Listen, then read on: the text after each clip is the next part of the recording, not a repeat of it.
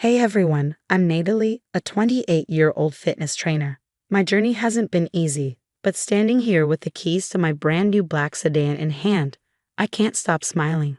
It's a car I've dreamed about for years, and finally, it's mine. After a workout session, one of my clients, Elizabeth, approaches me. Wow, Natalie, is that your new ride? Her eyes widen with excitement.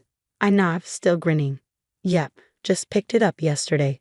Took a lot of extra shifts and saving, but it was worth it. Elizabeth gives me a high five. That's amazing. You're such an inspiration, always working hard and reaching your goals. As I bask in this moment of pride, my phone buzzes. It's a text from my mom. Sophie, we need to talk about your sister's situation. Family dinner tonight. No excuses. I sigh, my mood deflating a little. Don't get me wrong, I love my family, but our relationships are complicated. My mom has always been manipulative, my dad enables her behavior, and my sister Hazel, she's the epitome of entitlement. Later that evening, I reluctantly head to my parents' house. The moment I step inside, I feel the tension. There she is, Miss Independent, Mom says, her tone dripping with both pride and resentment. Nice of you to grace us with your presence, Natalie. I force a smile and sit down. During dinner, the conversation inevitably turns to money. Hazel whines about her recent job loss, conveniently omitting the fact she was fired for constantly showing up late. It's just so unfair, Hazel complains. They didn't even give me a chance to explain.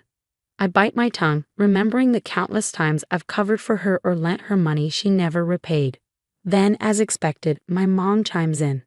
Well, maybe your sister can help you out, Natalie. You're doing so well with your training business.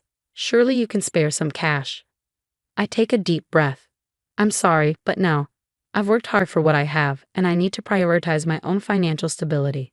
The table falls silent. My dad clears his throat uncomfortably while Mom's eyes narrow. That's very selfish of you, Natalie. Family should always come first. I stand my ground. It's not selfish to have boundaries, Mom. I love you all, but I can't keep bailing everyone out. You need to learn to manage your own finances. A few weeks later, I'm at the gym, finishing up with a client when my phone starts buzzing nonstop. It's Hazel. I ignore it at first, but after the fifth call, I finally pick up. What is it, Hazel? I ask, trying to keep the irritation out of my voice. I lost my job, she wails.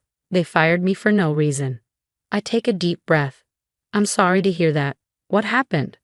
Oh, typical corporate BS. They said I was unreliable or whatever. Can you believe it? Anyway, I need to borrow your car for job hunting. I almost dropped my phone. Wait, what? No, Hazel. I need my car for work. How would I get to my clients? She scoffs. Come on, Natalie. You can take an Uber or something. This is important.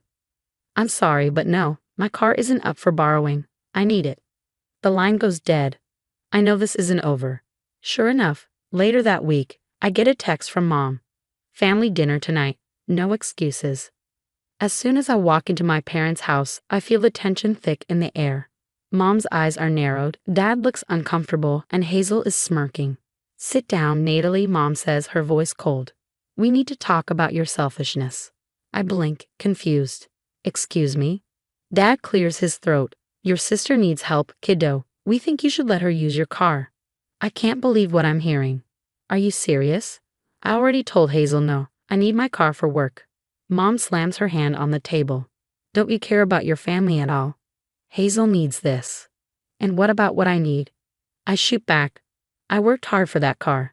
It's mine. Hazel pipes up, her voice dripping with mockery. You're just showing off. You don't really need it. You're so selfish, Natalie. I stand up, my chair scraping loudly against the floor. I'm not being selfish. I'm setting boundaries. I love you all, but I won't let you take advantage of me. What happens next feels like slow motion. Dad stands up, his face red with anger.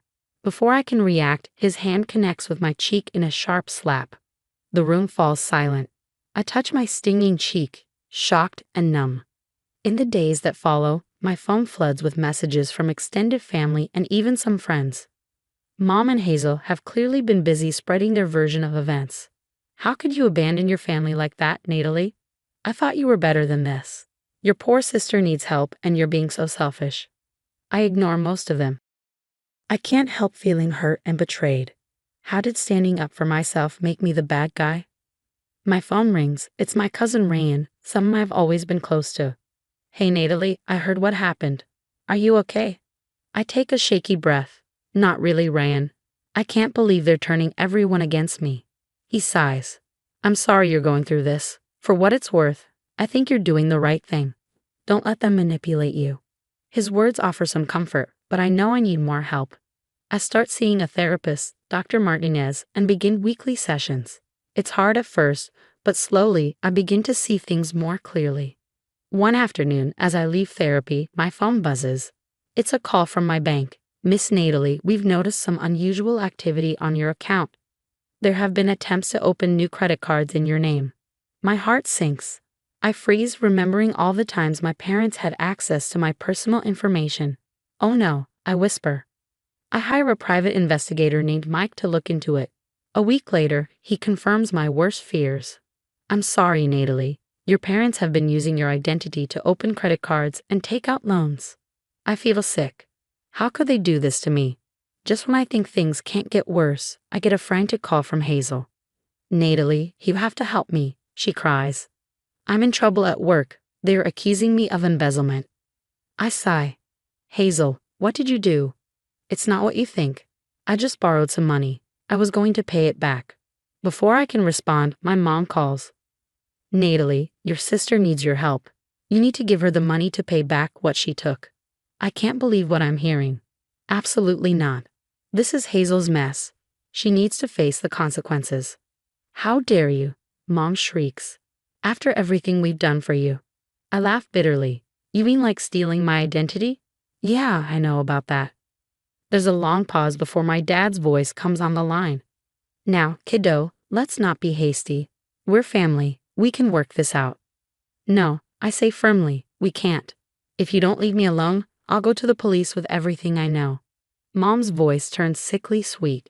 Natalie, sweetie, think about what you're saying. You wouldn't want to tear this family apart, would you?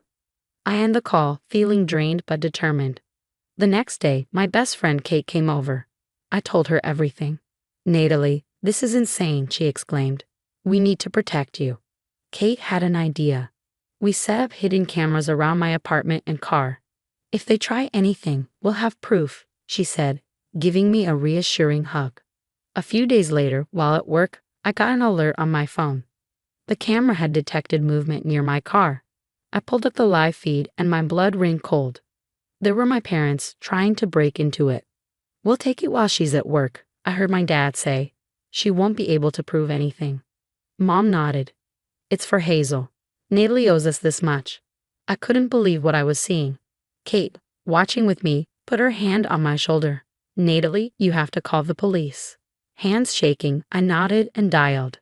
As I waited for the police, a strange mix of sadness and relief washed over me. This was it, there was no going back now. But for the first time in a long while, I felt like I was taking control of my life. They can't hurt me anymore, I whispered, watching the police car pull up on the camera feed. Word spread quickly about what my parents and Hazel had done.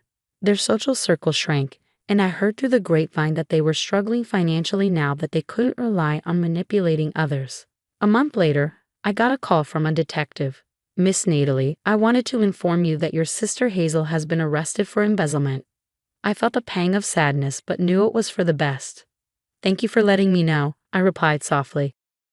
The detective continued, also, we're moving forward with charges against your parents for identity theft. They're facing potential jail time. After I hung up, I sat in silence, processing everything. It was over, but in many ways, the journey was just beginning. I threw myself into my work, expanding my fitness business.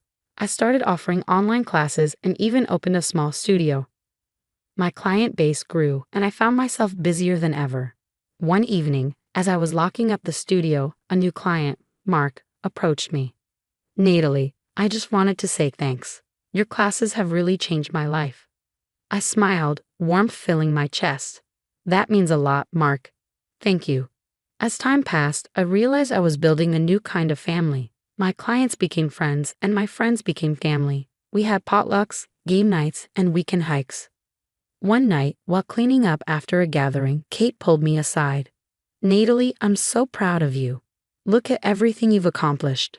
I nodded, a deep sense of peace settling over me. It wasn't easy, but I finally feel free. I've learned that family isn't just about blood. It's about the people who support you, love you, and respect your boundaries. The story of Natalie's triumph over her toxic family comes to an end. But now, I have a question for you.